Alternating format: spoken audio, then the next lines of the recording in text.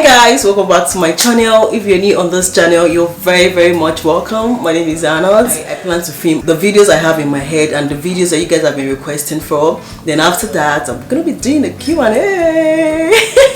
Q&A after so long. So guys, yeah, let's get to the gist of today, which is the differences between Canada and Finland.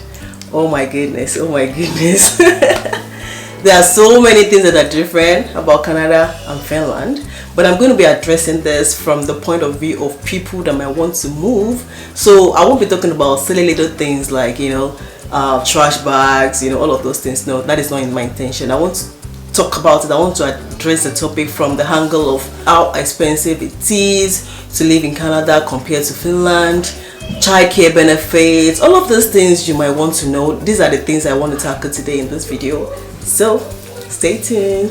So I need to make it known that we reside in Newfoundland, Canada. So because of that, my opinion or the differences I'll be talking about might be a bit different from other provinces, because we are in Newfoundland and it's very different from Toronto, Alberta and all these other provinces. But then Canada is Canada. Okay, there are some things that are general. So the first thing I'm going to talk about today is transportation. So in Newfoundland, transportation is very bad compared to the way we have transportation in Finland. So this might be because I was living in Helsinki, or we were living in Helsinki, whereby we have train, tram, bus, even the boat, the ship, like just name it. All kinds of transportation are available for us. This might be available in Toronto. Actually, I saw train in Toronto when we were transiting in Toronto. But what I'm saying is, maybe I should be looking at this from the point of, okay, this is Newfoundland. Newfoundland in Finland might be places like, let's say, Kouvola, Joensuu, So in Joensuu, maybe they do not have intercity train as well, because in Helsinki we have tram, train, all of these things to go to every place we want to go to, like within the city. But in Joensuu or in Kouvola, or let's say in Kokkola, all of these cities, they might not have that kind of transportation system as well. The major transportation system might actually be bus as well, or taxis. So in Newfoundland we have buses, and even the buses doesn't get to every part of the city. There are some places you want to go that bus doesn't get there. So when you're trying to get an accommodation in Newfoundland, you have to consider whether or not, especially if you don't have a car, you have to consider whether or not the bus gets to your area or that house you want to get. So majorly in Newfoundland, our transportation system is, we use the buses and taxis. So there are about 5 taxi companies that we have in Newfoundland here, but they are all taxis. No Uber, no Bolt or the likes. So which means it's kind of more expensive than the Uber that than the boats that But when I have to compare the prices of taxis, like taxi in Canada or in Newfoundland, I'll say that it's more cheaper than taxi amount in Finland. In Finland, I dare not take taxi. Never. Like, it would be too expensive for me, because they use the meter, whereby the meter is reading by per kilometer and things like that. In Newfoundland, even with the meter and everything, the taxi is not so expensive compared to the way it is in Finland. So another thing I'm going to talk about today is the one you've been waiting for, the childcare benefits. Okay, this is very important, especially if you have family, because in Finland the government supports children by giving the parents some allowances, like every month, to kind of help them take care of the children as well as the family. So also in Finland we have housing benefit. I've never heard of housing benefit since I came to Canada. I've never heard of it. It might be available, but I've never heard anybody talk about housing benefit. Actually, maybe it doesn't exist, I don't know. But yeah, I'll talk about 2 things when it comes to child benefit. The first one would be that in Finland, the child benefit is not based on how much the family is earning. It's not based on the family income. So it doesn't matter if the family is earning 200,000 per year, they'll still get the same child benefit as the person who is getting 50,000 or doesn't have any income. You still get the same child benefit. But Canada, and this is all around Canada, it's not just Newfoundland. So in Canada, child benefit is based on the family income.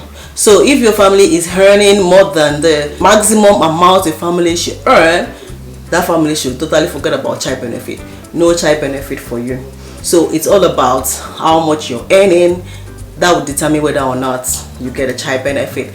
And talking about how much is this child benefit we're talking about, so I cannot be specific about how much a child will get, but I would say it's much more than how much Finland gives to support family. So in Canada, let's say our child might get, let's say, $300, $400, $500 per month, depending on the family income.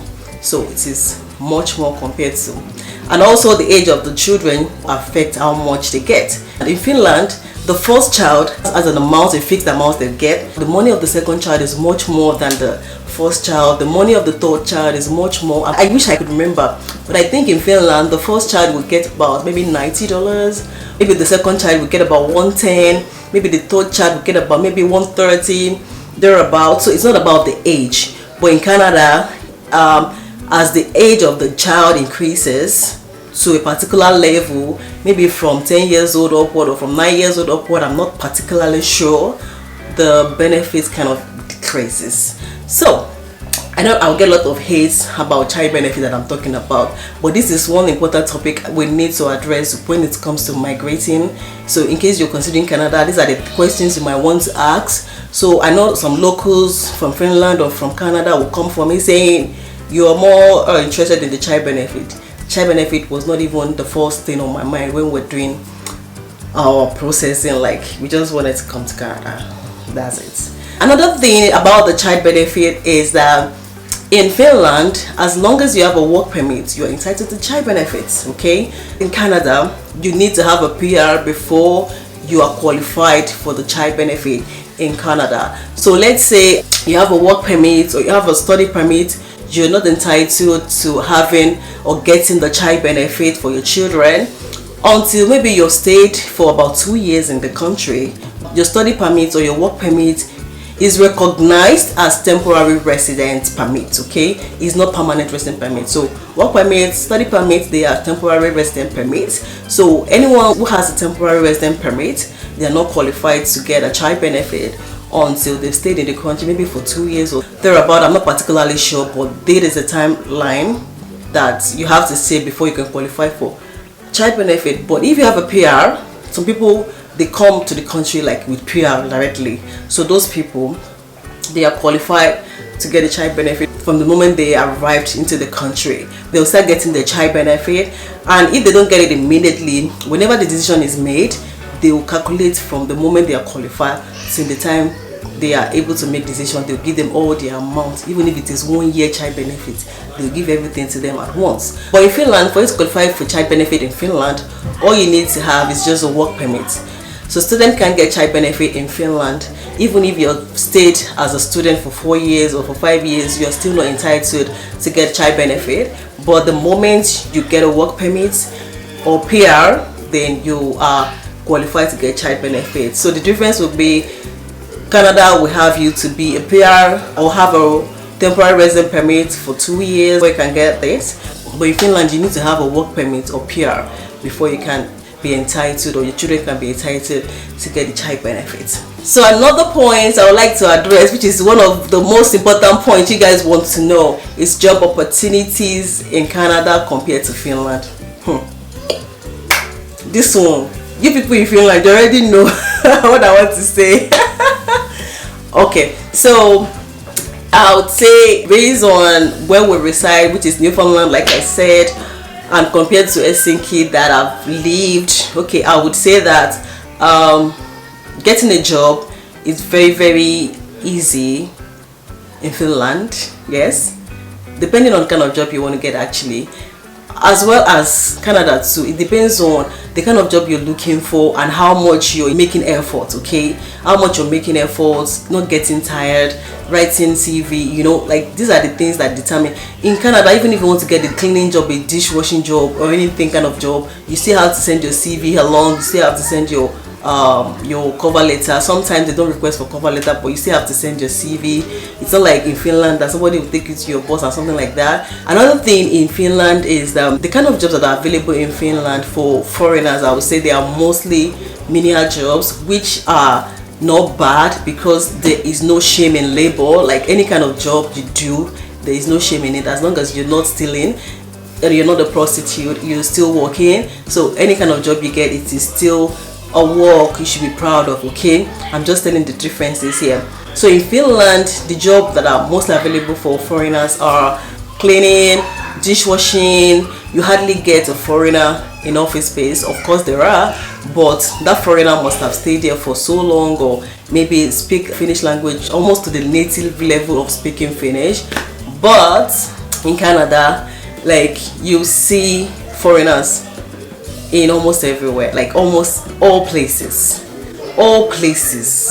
you like offices everywhere. Like when I'm having meeting, I'm seeing a lot of foreigners doing very well, being the boss, you know. So foreigners are doing much more better when it comes to professional job or white collar job. The opportunity for getting a white collar job in Canada is so vast, like it's so much.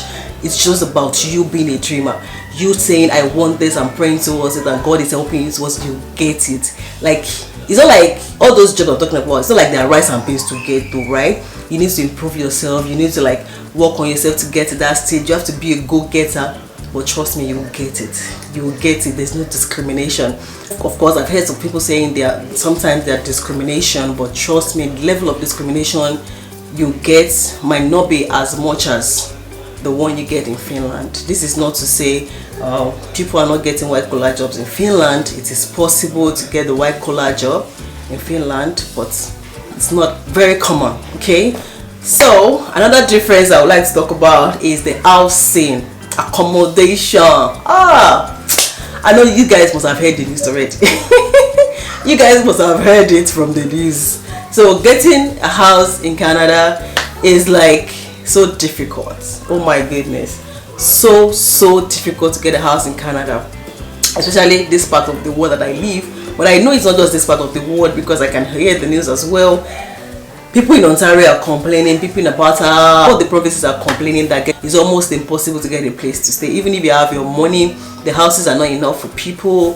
So before we got our place, like the place we're living in now, oh my god, so difficult. We checked, we went to different places, they wouldn't give us accommodation. They insisted that because we are a family of 6, we need minimum of 3 rooms. I've mentioned this before in one of my vlogs. I'll put the link here so that you can go back to watch it. So they insisted that this is the law, okay, and the landlords, they are not going to break the law for you.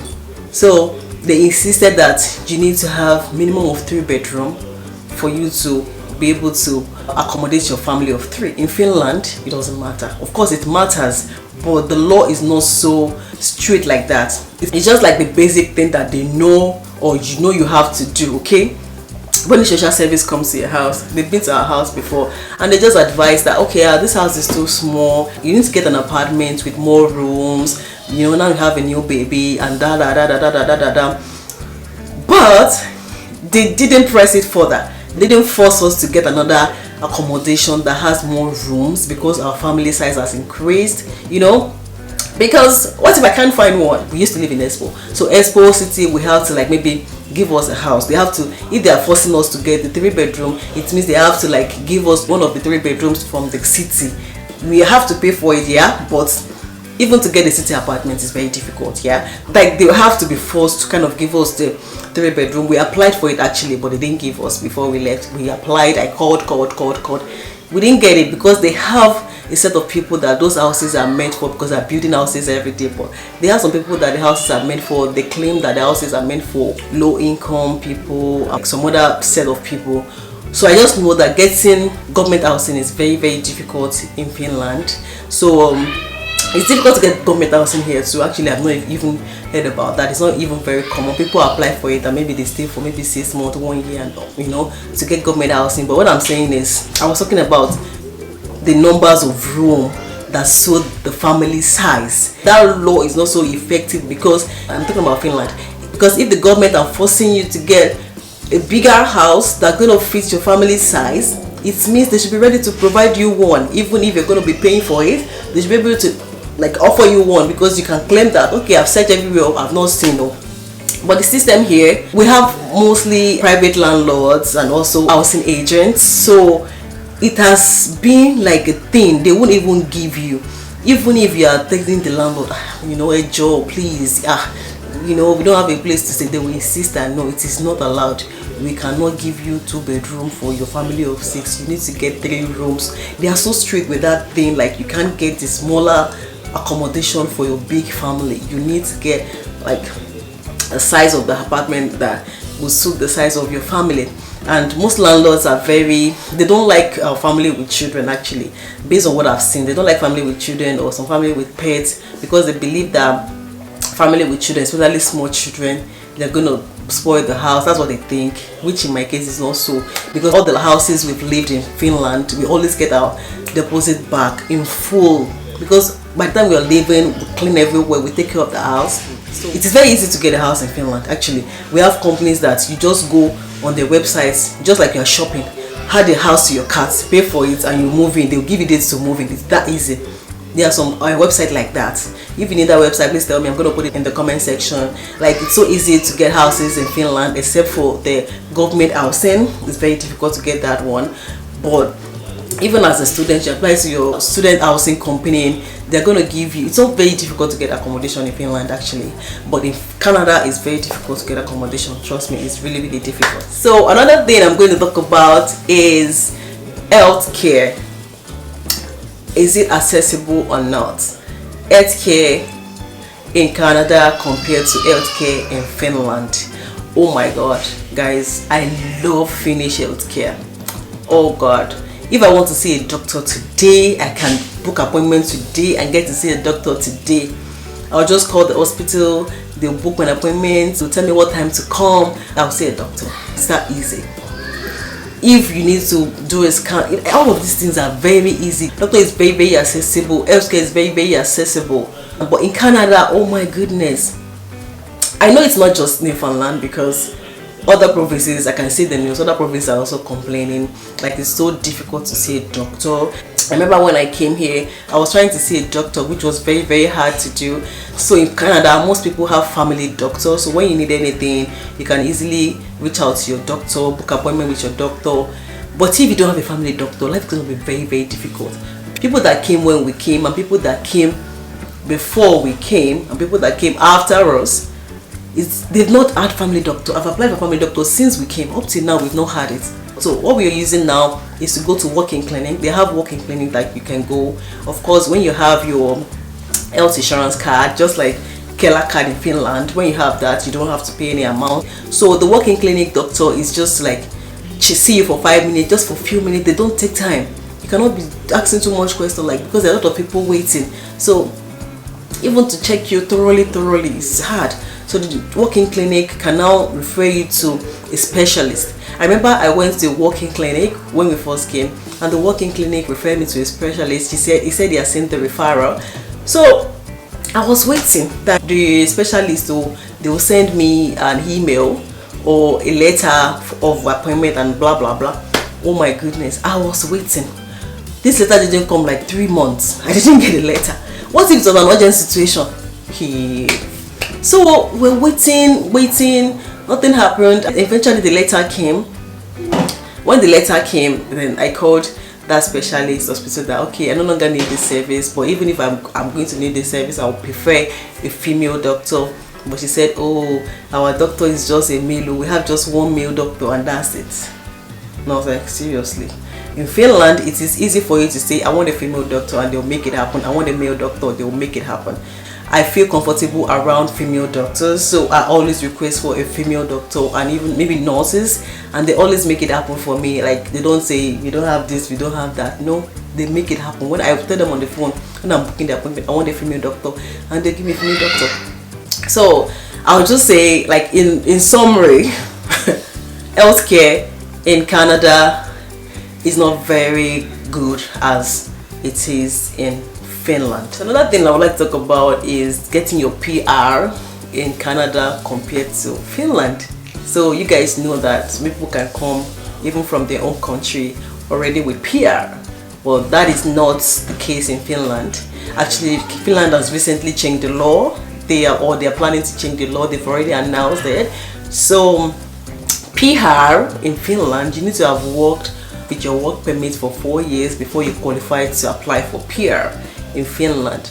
And thinking about the new law, I'm not sure, but I think they've made it, I think they've increased it to 5 years before you can apply for PR. And on top of that, you must have done your language exam and pass it before you can apply for PR, which wasn't the case before. This is just something they are implementing, or they've implemented. I'm not sure. I can't, I've not been following up. But in Finland, but in Canada, you can already apply for a PR from the very start before you leave.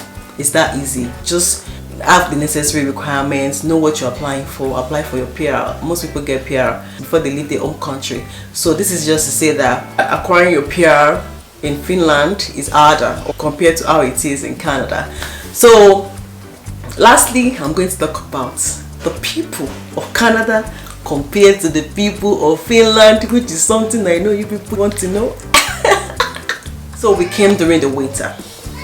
It was very, very winterish, like it means very, very cold. Like, I don't even know if that English exists, but Finland was very, very cold. It was full of snow when we left. So all the kids had their snowsuits, the overall, they had everything on. And when we came to Canada, Canada was not very cold. There wasn't snow yet, and we were the attention of everybody. Like, we gained the attention of everybody with our snowsuits. So from the airport, everybody were talking to us like, oh, nice snowsuit. At first I didn't understand. I was like, hey, new snowsuit in Canada and I don't understand. But somebody was nice enough to tell us it's not that cold for this kind of costume you have on, But everybody was talking to us. Like, the kids gain attention a lot. They wanted to interact with the kids. Like, oh my god, from the airport I started loving Canadians. I don't know if it's safe to say you can trust, because in Finland, even when a Finnish is nice to you, you can't totally trust. I have Finnish friends, by the way, so I'm not saying this is a general thing. When you have Finnish that are nice to you, or neighbors, you don't trust them enough. Even though they are nice neighbors, you don't trust them enough to not call the police for you. Maybe something small that they will have just call your attention to it. Just trash your parking here. Could you please change the placements? Instead of them calling the housing company to report you to the housing company, like, they could have just talked to you that, okay, this is not the way it is done, this is not the way it should be. But instead of that, they rather call the housing company to report you to the housing company, and this is the person that was nice to you, or that has been nice to you, that I think is a friend. So I don't know if I can say that about Canadians. I can't say much about how well you can trust or not trust. But then, what I can say is Canadians are very, very friendly people. Even when we arrived, when we're just walking on the street like this, everybody say hello, hi. I can't just walk without seeing somebody that will say hello to me. A stranger saying hello to me, they'll just say hello to you. Especially during the New Year. Happy New Year! Finnish people cannot do that. Finnish people are very, very reserved. They like their space. They're shy. They are not very interactive with people. So, and I was like that because I've been in Finland for about 8 years. So I was like that when I came to Canada, but I'm still trying to adjust. I'm still like that. I still like my space. I'm still like that. I would say I was becoming a little bit like them, but now I'm letting it go. Let it go, let it go. So basically, I think that is everything I've thought about. If you have more comparison you'd like me to do about Finland and Canada, please let me know.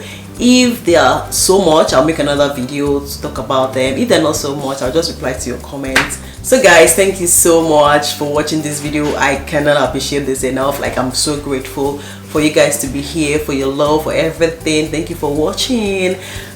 I'll see you guys in my next video, inshallah. Take care of yourselves. Bye.